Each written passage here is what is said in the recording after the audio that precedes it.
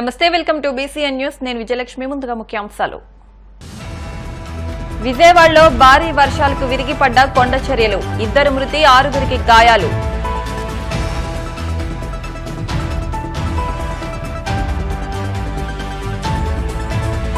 సమన్వయంతో పనిచేసి వినాయక చవితి ఉత్సవాలను విజయవంతం చేయండి. అధికారులకు దిశానిర్దేశం చేసిన కాకినాడ జిల్లా జాయింట్ కలెక్టర్ రాహుల్ మీనా. రామోజీరావుకు క్లీన్ చిట్ ఇవ్వడానికి చంద్రబాబు ప్రయత్నిస్తున్నారు. విమర్శలు గుప్పించిన మాజీ మంత్రి అంబటి.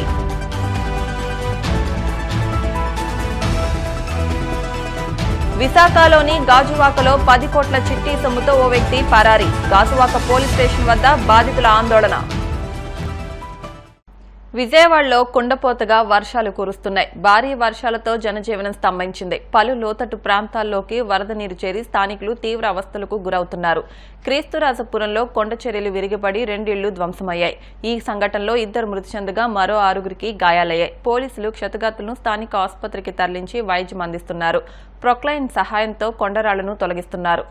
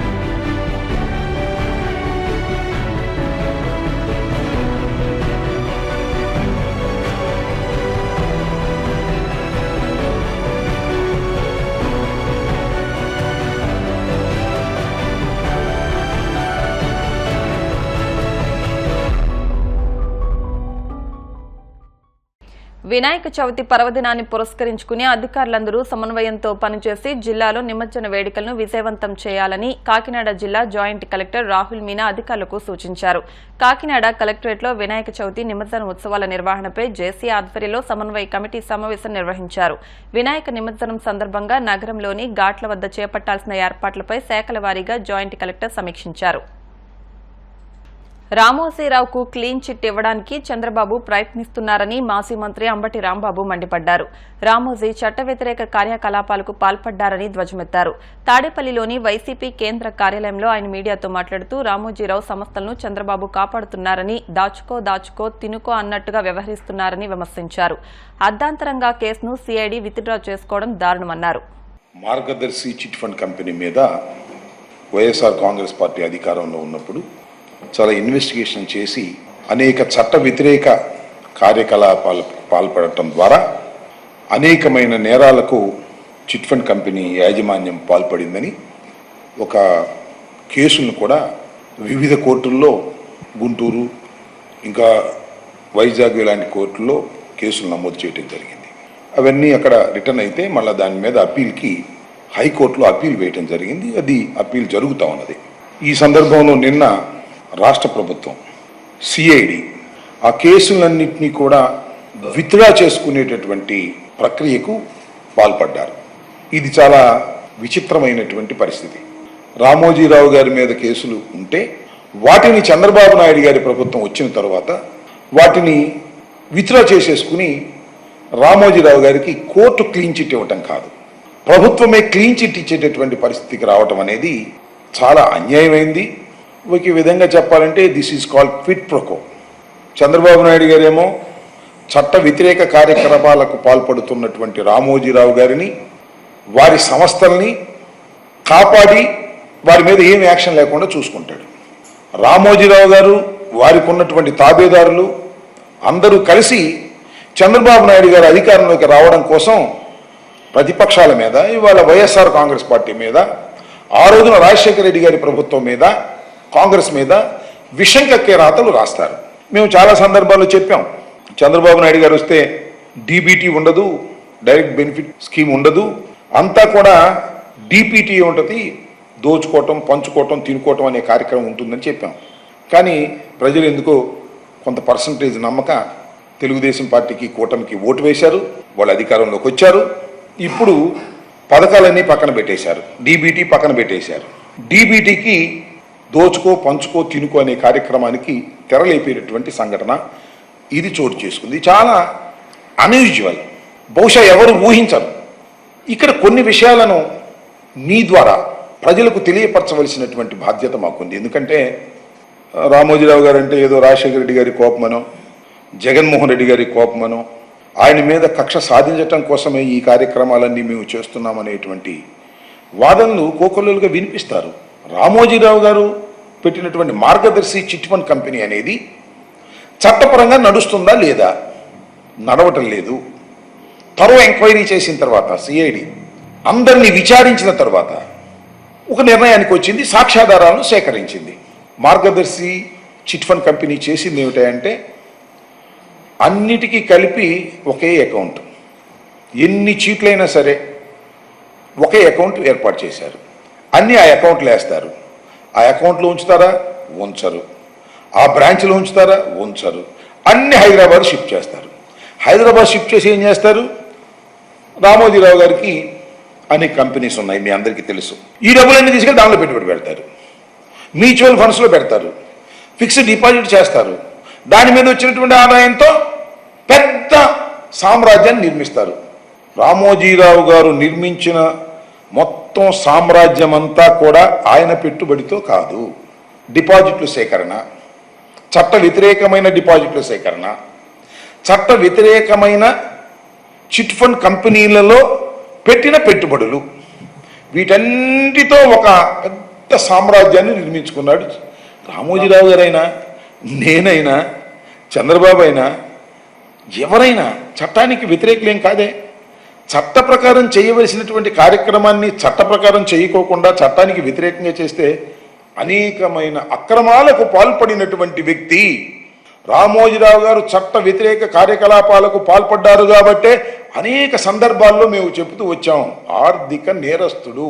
ఆయన సామ్రాజ్యం అంతా కూడా, ఆయన పెట్టుబడులన్నీ కూడా అక్రమంగా తయారు చేసినవి తప్ప చట్ట ప్రకారం నడిచినవి కావు. ఎప్పుడైతే మార్గదర్శి ఫైనాన్స్ కేసుని హైదరాబాద్లో ఉమ్మడి కోర్టులో చివరి రోజున కొట్టివేసింది కూడా ఏ పేపర్లో రాలా, గుట్టుచప్పుడు కావడం ఆపేశారు. ఇది కూడా అంతే. అంటే విశాఖలోని గాజువాకలో భారీ మోసం జరిగింది. చిట్టీలు నడిపే ఓ వ్యక్తి డబ్బులు కట్టిన వారిని మోసం చేసి పరారయ్యాడు.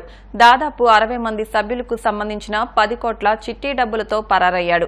గాజువాకలోని వాంబే కాలనీ ప్రాంతానికి చెందిన మరడాల పరశురాం తమను మోసం చేసి పరారయ్యాడని బాధితులు గాజువాక పోలీస్ స్టేషన్ వద్ద ఆందోళన చేపట్టారు. నిందితుడు గతంలో అగ్రిగోల్డ్లో పనిచేశాడని, ఆ పరిచయాల మీద అందరూ చిట్టీలు కట్టారని ఆవేదన వ్యక్తం చేశారు. చెమటోడ్చి చిట్టీలు కడితే మొత్తం పట్టుకుని పరారయ్యాడని పోలీసులు ముందు వాపోయారు. చీటీ పేరు మీద మరడాన పరశురాము, అతని బామ్మర్ది, వాళ్ళ అన్నయ్య, వాళ్ళ వదిలి గారు, పరశురాము గారు మామగారు, వాళ్ళ అత్తగారు, ధనంజయ్, వీళ్ళందరూ కలిపి గత 3 ఏళ్లుగా చీటీలు ఇస్తున్నారు. అదే భాగంగా జనాలందరూ కూడా నమ్మి వాళ్ళ దగ్గర పప్పు చీటీలు, లాటరీ చీటీలు, డ్రా చీటీలు, మనిషి దగ్గర 1000 రూపాయలు, ఒక్క నెలకు 1000 రూపాయలు, దాదాపు సుమారు 10,000 మంది ఉంటారు టోటల్గా. మా గాజువాక బానుచోట, బాబోజ్ కాలనీ, పీరియర్స్ కాలనీ, అసోనార్, ఆ కాలనీకి సంబంధించి అన్ని కలిగి దాదాపు ఒక్కొక్క మనిషి 5 లక్షలు, ఒక్కొక్క మనిషి 10 లక్షలు, పప్పు సీట్లు 20 లక్షలు, 1 లక్ష రూపాయలు, 2 లక్షలు వడ్డీలు ఇస్తానని చెప్పి కూడా కొంతమంది వడ్డీలకు కూడా డబ్బులు తీసుకొని 2 లక్షలు 3 లక్షలు కూడా వడ్డీలు కూడా తీసుకున్నాడు. తీసుకొని ఈ సొమ్మంతా తన బంధువుల దగ్గర, బామద్దల దగ్గర, వీళ్ళందరూ కూడా చీటిపాటికి వచ్చేటప్పుడు కూడా వీళ్ళందరూ వచ్చేవాళ్ళు కూర్చుండేవాళ్ళు, వాళ్ళందరూ తెలిసే జరిగింది. ఈ రాత్రి సిఐ గారికి వచ్చి మేము చెప్పాము, సార్ ఇలా జరిగిందంటే నేను యాక్షన్ తీసుకుంటాను, మీరు ఏం బయటపడద్దు. సిఐ గారు కూడా చక్కగా చెప్పారు, యాక్షన్ తీసుకుంటాం. ఇప్పుడు కూడా ఏసీపీ గారు మేము చెప్పాం, ఇమ్మీడియట్లీ యాక్షన్ తీసుకుంటామని ఏసీపీ గారు కూడా చెప్పారు. మాకైతే ఏసీపీ గారు, గాజువాక ఏసీపీ సిఐ గారు నమ్మకం ఉంది. ఏంటంటే డబ్బులు కట్టడానికి చాలామంది పేదవాళ్ళు కూలి పని, 4 పని, లేబర్ పనికి వెళ్ళి రూపాయి పోగు చేసుకొని పిల్ల పెళ్ళిళ్ళకో, కొడుకు పెళ్ళికో, పిల్లకి ఏ కార్యక్రమం కానీ దాచుకుని డబ్బులు వస్తాయని తెలియక వీళ్ళు చాలామంది వేసుకున్నారు. అయితే వీడు నమ్మి ఎప్పుడు కూడా 2.5 సంవత్సరాల చీటీ గత 10 ఏళ్ళుగా ఎత్తుండో, 2.5 సంవత్సరాలుగా వీళ్ళు ఏం చెప్తున్నాడంటే, అమ్మ మీకు నెల లాస్ట్లు ఇచ్చేస్తాను చెప్తున్నాడు. అందరికి దగ్గర 5,000 మందికి 10,000 దగ్గర 5,000 దగ్గర 100 రూపాయలు 1,000 రూపాయలు 1,00,000 రూపాయలు ఈ నెల లాస్ట్లో ఇస్తానని చెప్పి వీరి ఫ్యామిలీ కుటుంబాలు అందరూ కూడా ఈ నెల ఇస్తానని చెప్పి జంప్ అయిపోయాడు, కనబడకుండా పారిపోయాడు. ఫ్యామిలీ అందరూ 3 ఫ్యామిలీ కూడా వెళ్ళిపోయారు. ఆ ఫ్యామిలీ కూడా చెప్పారు సీఏ గారికి. కనుక వీళ్ళందరూ కూడా మేము ఒకటే కోరుకుంటున్నాం, ఇమ్మీడియట్ పోలీసులు స్పందించి వాళ్ళందరూ ఎక్కడైతే పట్టుకొని వాళ్ళందరూ కూడా లోన్ వేసి ఎంక్వైరీ చేయవలసిన పోలీసులు మేము కోరుచున్నాం. లేని పక్షంలో మేమందరూ గాజువాక స్టేషన్లో మేమందరూ ఉద్యమాలు చేయడానికి రెడీగా ఉన్నాం. దాదాపు డబ్బులు 30 కోట్ల నుంచి 50 కోట్లు జరిగింది. ఎందుకంటే విజయవాడ, కర్నూలు, లోకేత్తం మొత్తం అన్ని దగ్గర నుంచి అక్కడి నుంచో ఈయన దండేశాడు. అనకాపల్లి కనుక ఇవన్నీ లోతుగా పరిచిస్తే దాదాపు 60 కోట్లు వస్తుంది కదా. మా గాజువాకలు దాదాపు సుమారు 30-40 కోట్లు ఈ గాజువాకి. మిగతా కూడా లోతుగా పరిష్కారం చెప్తాను, లోతుగా వెళ్ళమని ఎంక్వైరీ చెప్పాం. సీఏ గారు ఎంక్వైరీ చేస్తున్నారు. దయచేసి మేము ఒకటే కోరుతాం, మీ మీడియా మిత్రులు అందరు కూడా వీళ్ళందరూ పేదవాళ్ళు, రాత్రులు తిండి లేక తిప్పలేక ఏడ్చుకొని కూర్చున్నారు. రాత్రి కూడా స్టేషన్ దగ్గర ఏడ్చుకొని కూర్చున్నారు. వాళ్ళు డబ్బులు ఇప్పిస్తారని మీ మీడియా మిత్రులకి ఇటు పోలీసు వారికి మేమందరూ కూడా కోరుకుంటున్నాం. 15వ బ్యాగ్ ఆడింటి పైన బొంబాయి కాలనీ 10 లక్షల సీటు, 23వ సీటు ఇది. 4 లక్షలు వడ్డీకి ఇచ్చానండి. మా ఆయన టాపీ మేస్త్రి కూలి పని చేస్తాడు. మా పాప వచ్చి మామూలు బ్యాంకులో ప్రైవేట్ బ్యాంకులో జాబ్ చేస్తుందండి. ఆడపిల్లలు ఉన్నారని సీట్ వేసుకున్నానండి. వచ్చి నెలతో నాసుడు నీకెందుకు అక్క ఇస్తానని నన్ను మోసం చేస్తాడండి. బావ అనుకొని మా ఇల్లు ముంచాడు. నా మొగుడు వాచ్మెన్ పని అండి, 7,000 తెస్తాడు. ఆ 7,000 పుని కట్టి దాన్ని ముప్పుల్లో పసలు ఉండి నా ఇంటికి చాలా ఎగ్గి పెట్టేసాడండి. నాకు న్యాయం చేయండి. నా ఇంటిలో దచ్చతి లేదు, నా భర్త కాలు చెయ్య సొట్ట ఎకలాంగు, నాకు మాత్రం న్యాయం మాత్రం చేస్తారండి. ఎడతెరిపి లేకుండా కురుస్తున్న వర్షంతో రహదారులన్నీ జలమయమయ్యాయి. కాకినాడలోని పలు మండలాల పరిధిలో శుక్రవారం తెల్లవారుజాము నుంచి వర్షం కురుస్తూనే ఉంది. విరామం లేకుండా వర్షం పడుతుండటంతో నగరంలో పలు రోడ్లు జలమయమయ్యాయి. రోడ్లపై నీరు నిలిచిపోవడంతో వాహనదారులు ఇబ్బందులకు గురవుతున్నారు. ఇప్పుడు కాసేపు ప్రకటనలు.